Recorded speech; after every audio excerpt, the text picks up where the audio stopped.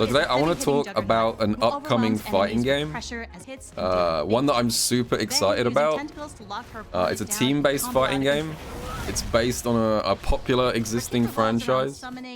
It's clearly deeply inspired by Marvel vs. Capcom. You know, it's got fast-paced movement and assist calls. It's got 3D models, but they've gone with a cel-shaded art style. It even has people from the Marvel community on the dev team. Right now it doesn't have a release date, but hopefully it'll have one soon. I'm talking, of course, about Hunter x Hunter Nen Impact. Did you see what I did there? Did you see where I was going with that? That was the most, like, telegraphed punchline of all time. I am so excited for this game. I'm not even, like, I'm doing a bit here, but I am super excited for this game. Let me talk a little bit about Hunter x Hunter Nen Impact. And also, just advance warning, I'm probably going to say Hunter x Hunter a few times, because I know, before someone yells at me, I know you don't pronounce the X, but sometimes I do. My brain's not very good at remembering that. So let's just give a bit of background where this game came from. So yeah, 3 months ago, back at the start of the year, we were treated to this teaser out of the blue.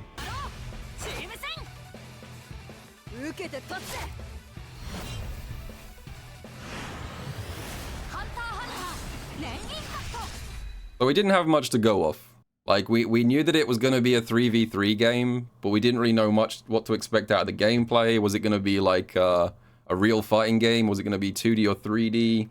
We didn't have much to go off for quite some time. And several months passed, and I kept waiting for a gameplay trailer to come out for this thing, and then one never materialized until this week. And we didn't even get a gameplay trailer. The very first gameplay we got for this game, for some reason, was a bunch of, like, I think it was like Fenrich and Goichi doing like a playtest, which was odd. That's the very first gameplay we got for this thing. And it's caused some strong reactions. Let me just explain. There's been some very strong reactions to this thing.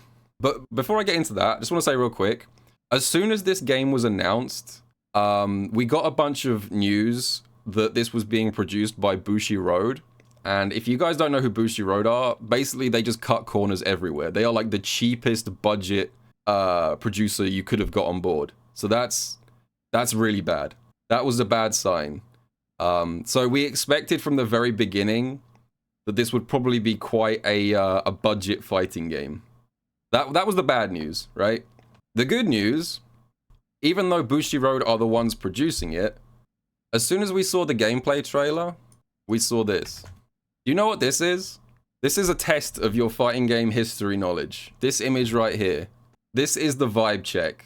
Because if you see this image right here, you will either go, I don't get it, or you'll go, damn, we're in for a good time. This is the iconic 8-ing slump. If you guys don't know, so the team actually designing and making this game are 8-ing. And 8-ing are kind of legendary for producing incredible kusoge. Fighting games which are super fun to play, but usually horribly balanced. They've made Tatsunoko vs. Capcom. They've made Marvel vs. Capcom 3. They made Fate Unlimited codes. These are all beloved games. And the quality of their output has been up and down over the years. Some games are great, like the ones I just listed. Some are not so great. They did a bunch of Kamen Rider games, which I don't think anyone particularly likes. But this image right here, this is the iconic 8-ing slump. If you see this animation of a character getting hit, like this, or like this, you're in for a good time. It might not necessarily be a balanced game, but it's going to be a fun game. I can tell you that much. So let me jump into the gameplay footage that we actually got. So as I said, we had no idea what kind of game this was until very recently, and now we've got actual gameplay footage, and it looks like this.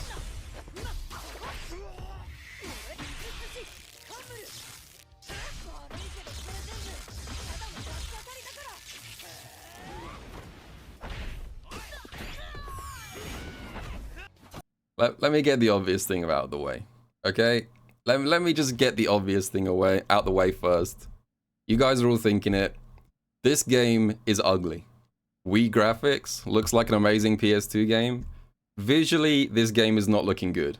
I'm very excited for this game, but I will admit, visually, the animations are very stiff. The movement looks kind of like There's not a nice like smoothness to it. Everything looks a bit jank. It's got like a fan indie game vibe going on visually.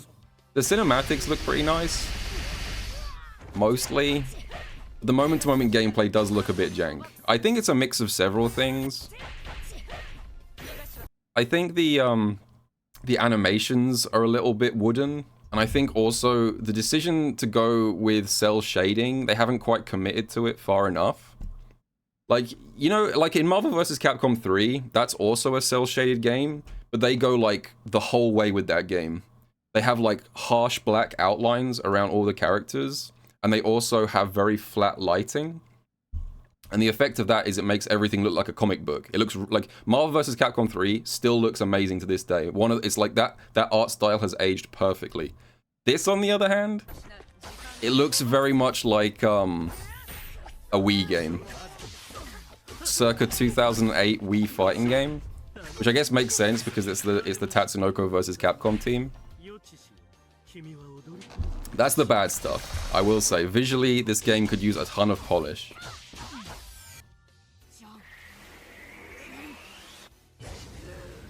I mean, a good sign that this is a very early build is probably the fact that it seems to be completely missing a sound effect from Gon's Super here. Like, did you guys notice that? Let me turn the volume up a bit.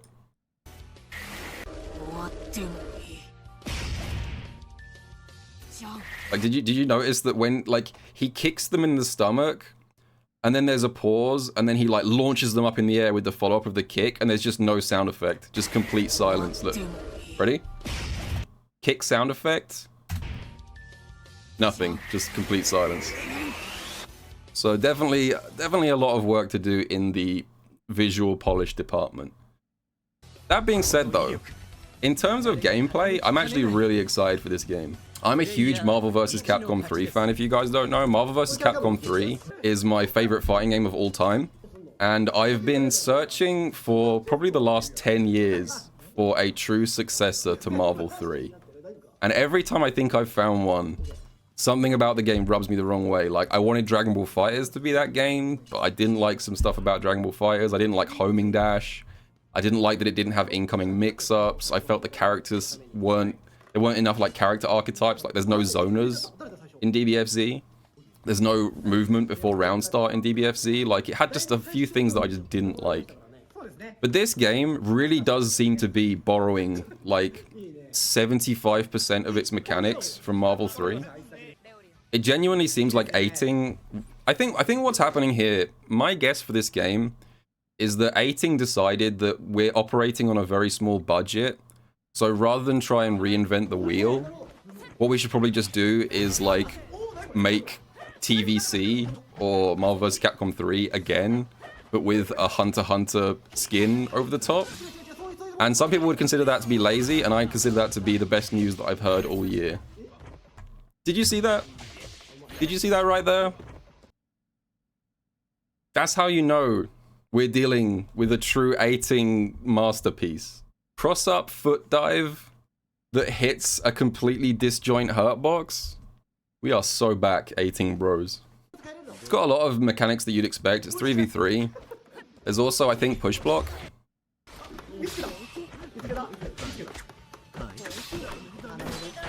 Yeah, I think in this game it's called bounce guard, but it's basically just Marvel vs. Capcom 3 push block.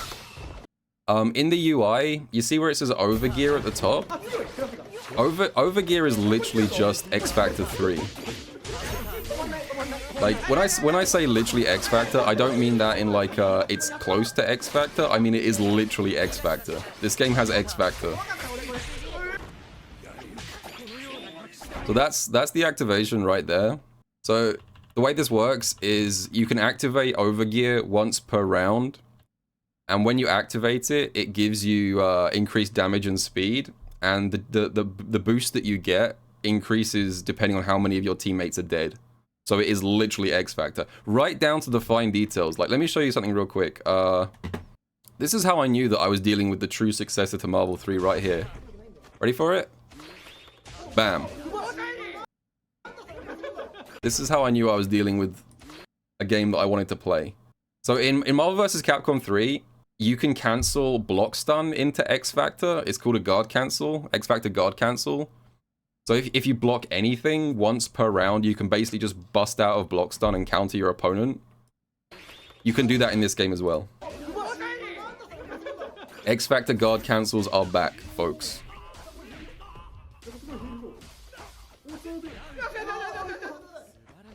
Well, another thing I like about this game from the gameplay that I've seen so far is it has a nice sense of verticality. Like one thing that I've found annoying about so many anime games in the last like 5 to 10 years is how many of them are very low to the ground. Like Strive, for example. Strive doesn't have much vertical height compared to old Guilty Gear games. It's mostly like ground height, air dash height at most, and maybe like a full jump occasionally. But it's not a very, it's like most of the gameplay in Strive takes place on the ground. And but like historically, Guilty Gear has been a very vertical game. If you watch footage of like plus R, characters are flying all around the screen. There's a lot more going on. I really like that this game, if you see characters do super jumps, like here for example, you can see that like the jump heights are really huge, and you still have access to like universal air dashes and stuff. Like this, like right there, this is way higher than a typical like Strive interaction. This is more like classic anime movement. This is what I'm really excited about. I like a nice vertical fighting game. Also, I know I've just ragged on the visuals and the animations, and like I said, it's not a great looking game, but I will say they have actually put a decent amount of care into some of the animations, even if they're not great. Let me just show you. This was a tweet I made a few days ago. So I actually paused on a few normals to see if they were just like generic animations, but almost all of the normals in this game are actually like references to the source material. Like there is clearly some care being put in. So like, for example, like Gon's ground string ends with, this is the headbutt that he uses in the volleyball catch game against Netero. Netero's got the punch. This was the punch that he like practiced for like 20 years. And also, this was a cool detail. Every single time, I noticed every single time Netero does a punch normal, his spare hand is always praying, which is a really cute reference to the, obviously, the source material. Go read it or watch it if you haven't. He's always got like his spare hand praying whenever he punches. There's a lot of detail to it. Like, I know people are ragging on the animations, and like I said, they could use some help, but there's some nice stuff in here. It just needs polish, I would say. So-called references to the source material. Yeah, I saw Kurapika using Chain Jail on Gon. I mean, they have to take some liberties, or otherwise Kurapika would just instantly win at round start against any spider. Speaking of which, we got 2 new character announcements. That's a good segue. As of this morning, 2 new characters got announced. Very briefly. We got this kind of new trailer. Am I going crazy? Tell me if I'm going crazy. Maybe this is copium, but the footage in this trailer, this is the most recent trailer. The animation, well, not necessarily the animations, but the kind of hit sparks and the hit effects. Am I going crazy, or do these look a little bit nicer than the first build? This kind of stuff here. Am I just coping? I feel like this looks a little bit better. I don't know, we'll see. More shadows? Is that what it is?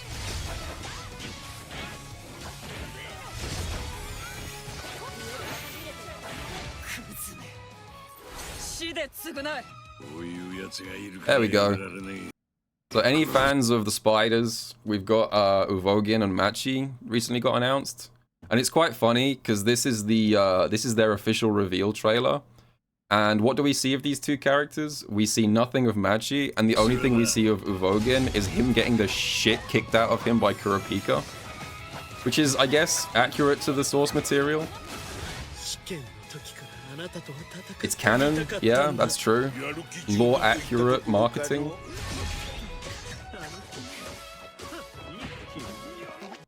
So I guess the last thing I want to cover is the roster. So we know now, if things stay the way they are, This game's launch roster is only going to have 16 characters. These are random select slots.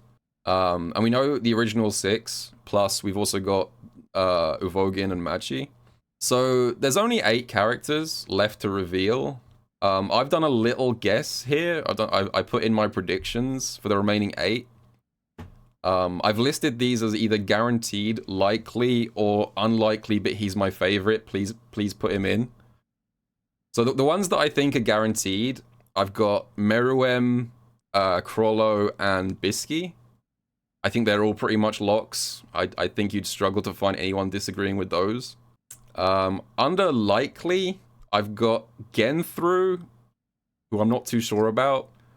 I don't like Genthru. Nobody likes Genthru. It's just that he's a recognizable villain. But I've got Genthru, Knuckle, Pito, and Kite in likely. And then my last pick, which I've put as unlikely, but he's my favorite. Please put him in. Morel.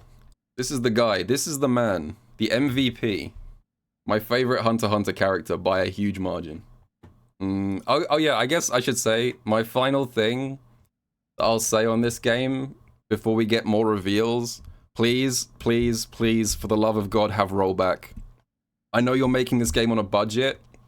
I appreciate that. But if this game doesn't have rollback, it's fucking dead on arrival. I won't even buy it myself if it doesn't have rollback.